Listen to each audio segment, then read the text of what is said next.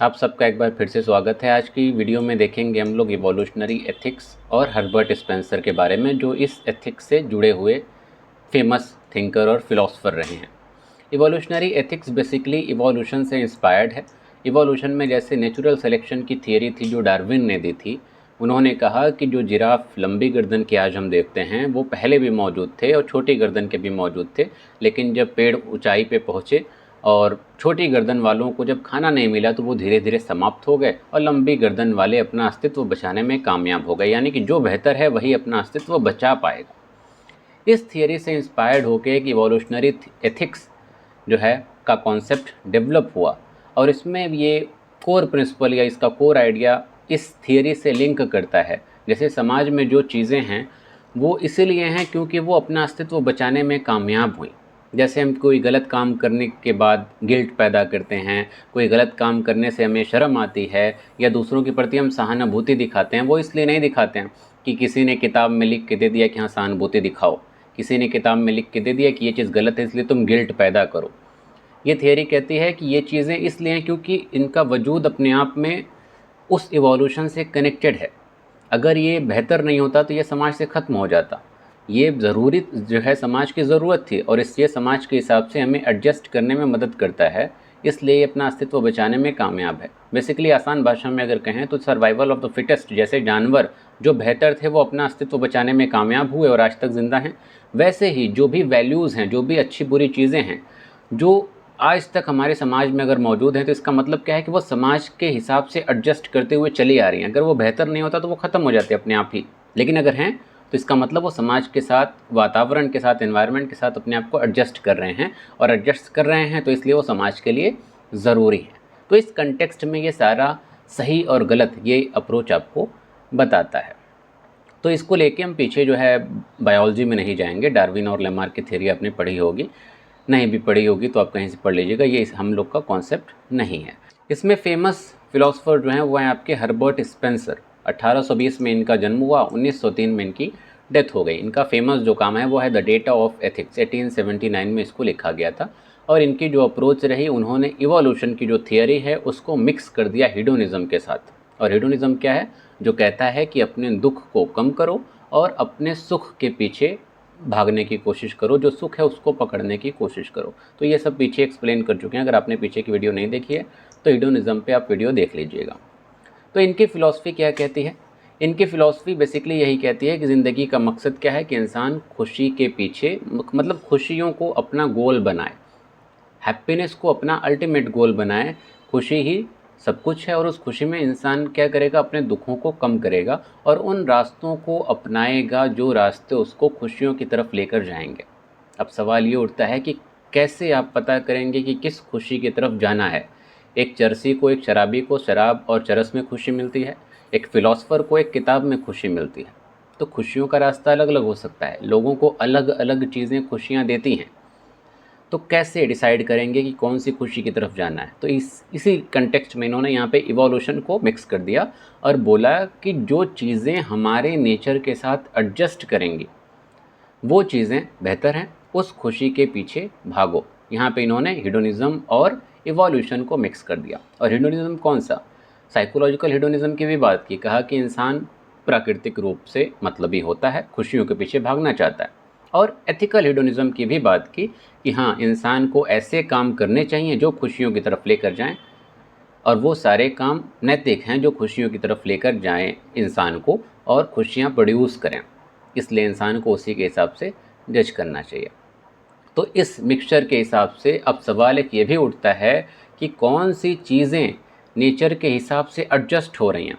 हम कैसे डिसाइड करेंगे कि हाँ ये हमारे वातावरण के हिसाब से, हमारे समाज के हिसाब से एकदम बेहतर है, अब चलो इसी को हम लोग सही मानते हैं और इसी के पीछे भागते हैं।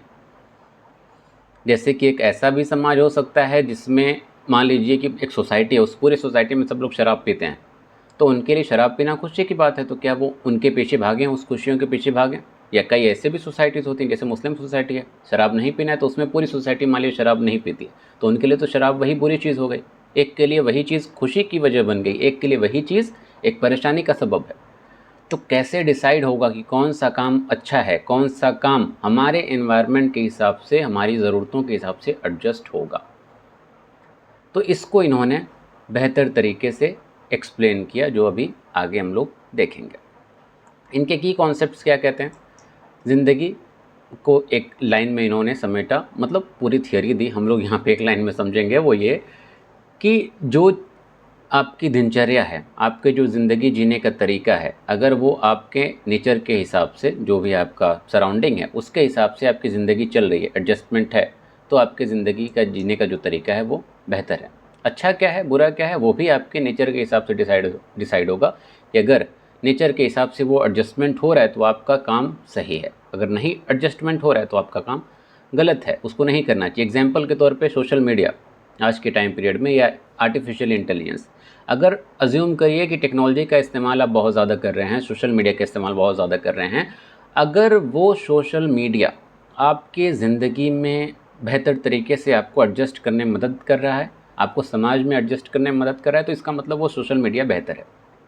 अगर वो समाज में एक रुकावट पैदा कर रहा है, आपकी ज़िंदगी में एक रुकावट पैदा कर रहा है, नेचर के हिसाब से एडजस्ट नहीं हो रहा है, तो वो चीज़ बुरी है। तो जैसे कि एक डिबेट आती है ना, सोशल मीडिया बेहतर है कि जो है बुरा है, साइंस एक वरदान है कि अभिशाप है, तो इसका जवाब भी आपको यहीं से मिलेगा कि अगर वो नेचर के हिसाब से एडजस्ट करने में मदद कर रही हैं कोई भी चीज़ें, तो वो बिल्कुल सही हैं। तो अगर सोशल मीडिया ज़रूरत से ज़्यादा अगर आप मान लीजिए इस्तेमाल कर रहे हैं, दिन भर में 4 घंटे आप इस्तेमाल कर रहे हैं, तो वो 4 घंटे इस्तेमाल से आप देखिए कि क्या फ़ायदा हो रहा है, आपकी ज़िंदगी में बढ़ोतरी हुई, तरक्की हुई, कि टाइम वेस्ट के अलावा कुछ नहीं हुआ। तो अगर आप पाते हैं कि हाँ कुछ बेहतर हुआ, तो इसका मतलब आप जो कर रहे हैं, जो खुशी आपको मिल रही है वो 4 घंटा इस्तेमाल करके, वो सही है। और अगर आप पाते हैं कि उस 4 घंटे के इस्तेमाल से आपको कुछ नहीं मिला, बस एंजॉय करते रहे, रील जो है स्क्रॉल करते रहे, लेकिन उसका कुछ फ़ायदा नहीं हुआ, तो इसका मतलब वो चीज़ आपके लिए सही नहीं है, वो काम आपको नहीं करना चाहिए। कोई भी चीज़ जो आपको तनहा कर दे, परेशान कर दे, इसका मतलब वो बुरी है। तो सोशल मीडिया का आजकल जैसे इस्तेमाल होता है वो यही है कि सोशल मीडिया आपने खोला और वैसे ही रील आएगी जो आप महसूस कर रहे हैं। आप किसी से झगड़ा करके आए, आप इंस्टाग्राम खोलेंगे तो आपको रील भी वैसी दिखाई देंगी। अगर आप अपने दोस्त से मिल के आए तो आप रील खोलेंगे तो आपको दोस्त जो है रील भी वैसी दोस्ती वाली दिखाई देगी। दोस्ती सब कुछ होते हैं, दोस्त ज़िंदगी है। आपका दोस्त से झगड़ा हो गया तो आपको रील वैसी आने लगेगी, धोखेबाज वाली, कोई अपना नहीं होता, सबके लिए आप सेकंड ऑप्शन हैं, किसी को आपकी पड़ी नहीं है। मान लीजिए आपकी माँ बाप से अनबन हो गई, कुछ बहस हो गई, तो फिर उसमें आपको एक्स्ट्रा एडवांस जो आजकल लिबरल लोग होते हैं उनकी रील आने लगेगी। बोलेंगे कि माँ बाप ने आपको अपनी खुशियों के लिए पैदा किया, आपका क्या जो है फ़ायदा है, आपको मतलब माँ बाप ने अपने बुढ़ापे के लिए आपको पैदा किया और अपनी ज़रूरतों के लिए इस्तेमाल किया, ऐसी भी रील आती है। तो जो खोलते हैं वैसा आपको दिखता है। तो क्या ऐसा सोशल मीडिया हमारी ज़िंदगी के लिए सही है? क्या वो हमें इस समाज में रहने के लिए, एडजस्ट करने के लिए एक रास्ता दे रहा है? नहीं दे रहा है, बल्कि ये समाज को बिगाड़ रहा है। इंसान का अस्तित्व बनेगा नहीं, कल्चर जो है बनेगा नहीं, बल्कि कल्चर उल्टा क्या होगा, बिगड़ेगा। तो इस बेसिस पे हम लोग क्या कह सकते हैं कि हाँ सोशल मीडिया एक बुरी चीज़ है, क्योंकि उसका पॉजिटिव इम्पैक्ट से ज़्यादा नेगेटिव इम्पैक्ट होने लगा है। तो बहरहाल इस तरीके से इन्होंने अच्छा और बुरा बताया कि जो चीज़ें आपको एडजस्ट करने में मदद करेंगी, कोई भी चीज़ हो, वो बेहतर है। अगर वो रुकावट पैदा कर रही हैं बेहतरी में, तो वो चीज़ें बुरी हैं। एथिक्स के बारे में इन्होंने कहा कि एथिक्स भी धीरे धीरे डेवलप होता है। शुरू में जो एथिक्स होता है, फर्स्ट फेज़, वो होता है आपका रिलेटिव एथिक्स, और दूसरा होता है आपका एब्सोल्यूट एथिक्स। रिलेटिव एथिक्स क्या है? बोलते हैं कि शुरुआत में इंसान उसको कुछ पता नहीं होता कि सही क्या है, गलत क्या है। जैसे एक बच्चा पैदा हुआ, उस बच्चे को नहीं पता कि हाँ क्या सही है क्या गलत है। माँ बाप उसको सिखाते हैं कि हाँ कचरा डस्टबिन में फेंको, किसी से लड़ाई मत करो, कुछ टॉफ़ी या चॉकलेट खरीदो तो अपने भाई बहनों को दो, शेयर करो। ये सब बच्चा धीरे धीरे सीखता है ना, क्योंकि बताया जाता है।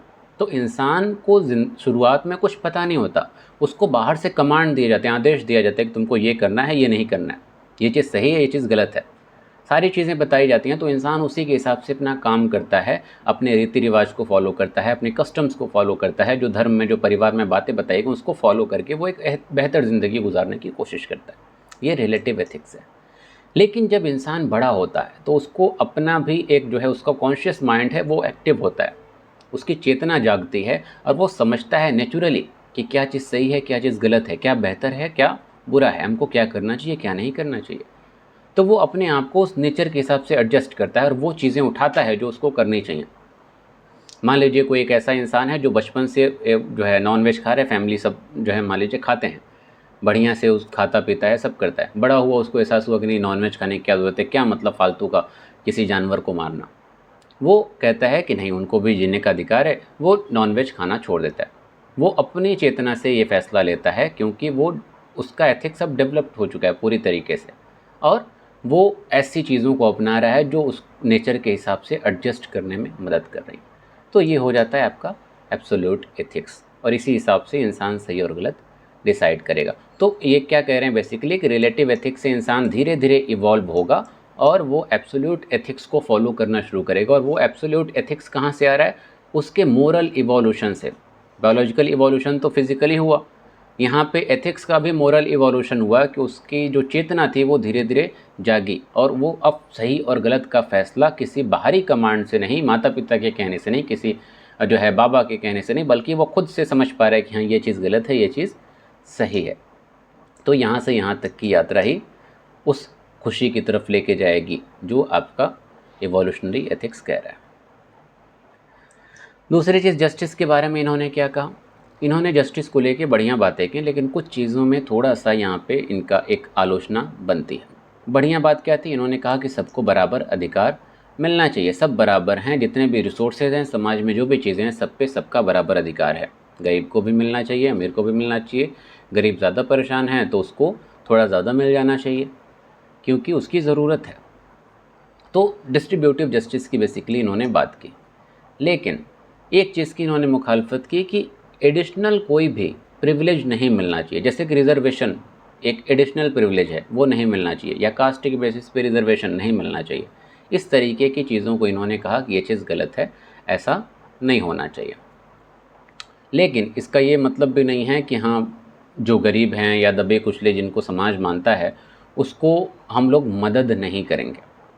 जहाँ पे जो कमज़ोर हैं, जो वीक हैं, उनका सपोर्ट हम लोग करेंगे, लेकिन उसका भी एक तरीका होता है। एग्जाम्पल के तौर पे एक ऐसा स्टूडेंट है जो बहुत मेहनत करता है, बहुत ज़्यादा मेहनत करता है, वो गरीब है, परेशान है, लेकिन मेहनत कर रहा है, उसकी जो है आपको क्वालिटी दिख रही है कि हाँ वो मेहनत करने वाला इंसान है और वो कुछ कर लेगा।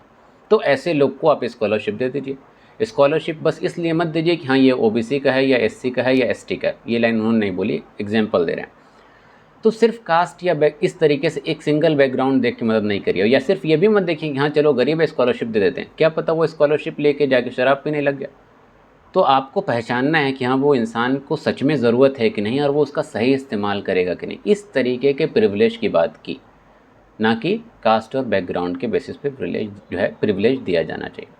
इसके अलावा एक और इन्होंने वीक को या कमज़ोरों को ऊपर उठाने की तो बात की, लेकिन एक चीज़ इन्होंने यहाँ पे थोड़ा सा डायलेमा वाली बोली कि अगर कभी ऐसा ज़रूरत आए, खुदा न खास्ता, कि कभी समाज से कुछ लोगों को ख़त्म करना हो, हटाना हो, तो कमज़ोर जो हैं, या कमज़ोर का मतलब वो लोग जो कम इम्पॉर्टेंट हैं, उनको ख़त्म कर देना या सेक्रीफाइस कर देना जायज़ है। एग्जाम्पल के तौर पे मान लीजिए कि आप कहीं नाव से या जहाज़ से जा रहे हैं, एग्जाम्पल, और उसमें कई सारे लोग हैं, आम लोग भी हैं, ब्यूरोक्रेट्स भी हैं, डॉक्टर हैं, साइंटिस्ट हैं, सारे लोग हैं।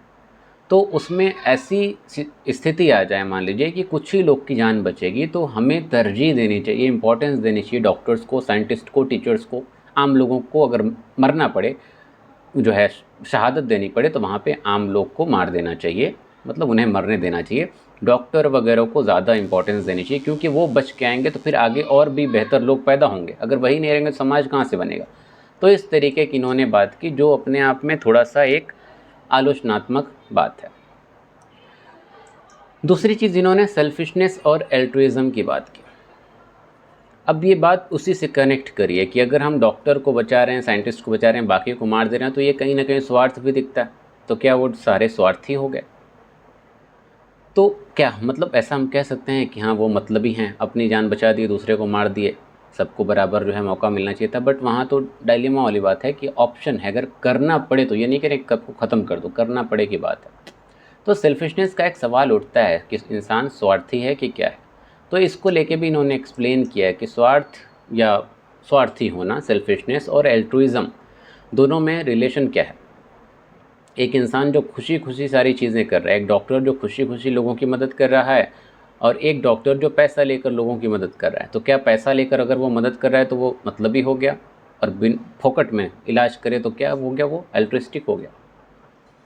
कैसे जज करेंगे लोगों को? तो इन्होंने कट टू कट जो डिवीज़न होता है उसको ख़त्म किया। उन्होंने कहा कि सेल्फिशनेस और एल्ट्रुइज़म एक इंसान के अंदर दोनों इकट्ठे हो सकता है। हम ये क्यों कह रहे हैं कि हाँ, अगर डॉक्टर है वो पैसा ले रहा है तो वो मतलबी हो गया, और एक ऐसा डॉक्टर है जो पैसा नहीं ले रहा, फ्री में इलाज कर रहा है, तो वो एल्ट्रिस्टिक है। वो तो ठीक एल्ट्रिस्टिक है, लेकिन जो पैसा ले रहा है वो मतलबी नहीं है। एक इंसान के अंदर दोनों क्वालिटीज़ हो सकती हैं अलग अलग ज़रूरतों के हिसाब से। एग्जाम्पल के तौर पे एक बिजनेसमैन है, वो दान कर रहा है लोगों को, दान की वजह से उसकी खूब वाहवाही हो रही है, लेकिन वो ऑलरेडी इतना बड़ा बिजनेसमैन है कि उसकी वाहवाही वैसे भी हो रही थी। ठीक है, तो इसको किस कैटेगरी में आप डालेंगे? उसकी इज्जत और उसका एक अच्छा नेचर ऑलरेडी लोगों को पता था। ठीक है, तो एल्ट्रुइज़म है, वो लोगों की मदद कर रहा है। ठीक है, और एक सेल्फिशनेस भी अगर देखी जाए कि हम वो मदद करके लोगों की वाहवाही ले रहा है, एक ऐसे भी पॉसिबिलिटी बन रही है। तो आसान भाषा में ये कहना क्या चाह रहे हैं कि एक इंसान के अंदर दोनों चीज़ें हो सकती हैं, दोनों पैरेलली चल सकता है। क्लियर कट जो है डिवीज़न दोनों में दिखाई दे ऐसा ज़रूरी नहीं है। जैसे कि एक डॉक्टर है, कोरोना के टाइम पीरियड में मान लीजिए वो अपनी जान की बाजी लगा के लोगों की मदद कर रहे थे। क्या है? सेल्फलेसनेस है, एल्ट्रुइज़म है ना, कि वो सुकून दे रहे हैं लोगों को, ज़िंदगियाँ बचा रहे हैं लोगों की। लेकिन वो क्या कर रहे हैं, मदद करने के बाद उनको एक सुकून मिल रहा है दिल का, जो उनको और आगे काम करने के लिए प्रेरित कर रहा है। तो इसको कुछ फिलोसोफर क्या कहते हैं, ये भी सेल्फिशनेस है कि वो मदद कर रहे हैं, ठीक है, दूसरे की जान बच रही है, लेकिन उनको एक जो है निजी संतुष्टि भी मिल रही है, पर्सनल सेटिस्फैक्शन भी मिल रहा है। तो इसको किस कैटेगरी में डालेंगे? सेल्फिशनेस में डालेंगे कि एल्ट्रुइज़म में डालेंगे? तो ये भी बेसिकली एल्ट्रुइज़म ही है। और अज्यूम करिए कि उसी में वो पैसे भी ले रहे हैं लोगों से, तो क्या हम ये कहेंगे कि हाँ, कोरोना का टाइम चल रहा है, लोग इतना परेशान है और ये डॉक्टर पैसे लिए जा रहा है, कितना मतलबी आदमी है, ऐसे ही मदद करनी चाहिए? तो उसकी भी तो ज़िंदगी है, उसको भी तो कमाना है, उसको भी तो पैसे की ज़रूरत है। तो वो सेल्फ इंटरेस्ट वहाँ पे भी मौजूद है और वो अपनी जान की बाजी लगा के मदद भी कर रहा है। तो क्या बोलेंगे आप उस डॉक्टर को, मतलबी या अल्ट्रुइस्टिक? ज़ाहिर सी बात है उसके अंदर दोनों क्वालिटीज़ हैं। तो कहने का यहाँ पे कंक्लूजन यही है कि इंसान के अंदर दोनों क्वालिटीज़ मौजूद हो सकती हैं। आप एक जो है पैरामीटर उठा के किसी को मुँह उठा के जज नहीं कर सकते। इनकी थियरी में क्रिटिसिज्म ये है कि इन्होंने बहुत ज़्यादा इवोल्यूशन की बात की, जैसे कि वो बायोलॉजिकल इवोल्यूशन था ना, जो सर्वाइवल ऑफ द फिटेस्ट की बात की डार्विन ने, कि हाँ, लंबे गर्दन वाले बच पाए, छोटी गर्दन वाले नहीं बच पाए। तो जो समाज में ये चीज़ें हैं, नैतिकता की अगर बात की जाए, तो इन्होंने इवोल्यूशन को बहुत ज़्यादा इस पर थोप दिया। जो चीज़ें समाज में सही और गलत हैं वो इसलिए नहीं है कि सर्वाइवल ऑफ द फिटेस्ट हो रहा है। जो भी वैल्यूज़ हैं, जो भी हमारी मोरल वैल्यूज़ हैं, जो भी हमारे इमोशंस हैं, उनकी भी तो अपनी एक जगह है। आप हर चीज़ उस पे नहीं थोप सकते कि जो बेहतर थी वो चल रही है, जो बेहतर नहीं थी वो जो है नहीं चल रही। एग्जाम्पल के तौर पे आपने कहा कि हाँ, डॉक्टर का सर्वाइवल ज़्यादा ज़रूरी है, एक कमज़ोर अगर या कम ज़रूरत वाले लोग समाज से हैं तो उनकी सेक्रीफाइस, उनकी शहादत जायज़ है, उनका ख़त्म हो जाना जायज़ है। अरे ऐसे कैसे जायज़ है? इमोशन नाम की भी चीज़ है, इंसानियत नाम की भी चीज़ है। आप बस ये देख रहे हैं कि जो बेहतर है समाज में वही बना रहे। डॉक्टर बेहतर है तो बना रहे, टीचर बेहतर है तो वो ज़िंदा रहे, उसका अस्तित्व बचा रहे। आम लोग की मतलब उसमें क्या गलती है? प्रैक्टिकली जो है ये बहुत इसमें इश्यूज़ दिखाई देते हैं। ठीक है, दूसरा इशू ये है कि रिजर्वेशन जैसी चीज़ों का इन्होंने विरोध किया कि एडिशनल राइट्स जो है नहीं मिलने चाहिए।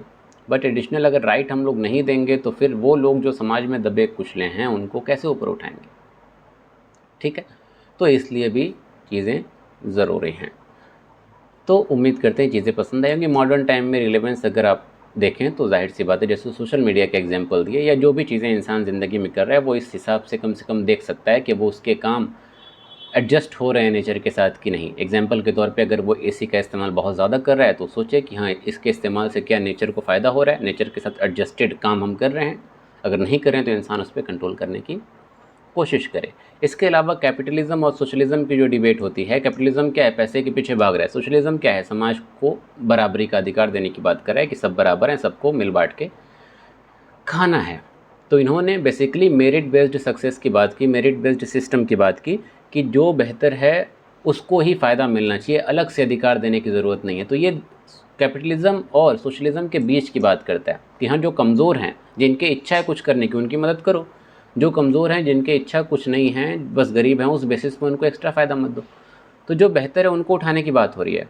तो अल्टीमेटली समाज का इंक्लूजन हो रहा है इसमें, तो सोशलिज्म भी आ गया और उनको ऊपर उठा के उनकी सफलता के लिए मदद की जा रही है, तो कैपिटलिज्म भी इसमें आ गया। तो दोनों के बीच की कड़ी कहीं ना कहीं आपको यहाँ से दिखाई देगी, तो इसमें भी एक फ़ायदा है। तो ये सारी चीज़ें थी, उम्मीद है पसंद आया होगा। अगर लेक्चर पसंद आया तो वीडियो को जो है मतलब लाइक करिए और सब्सक्राइब करिए चैनल को और अपने दोस्तों के साथ शेयर करिए। कल देखेंगे हम लोग परफेक्शनिज्म। Thank you.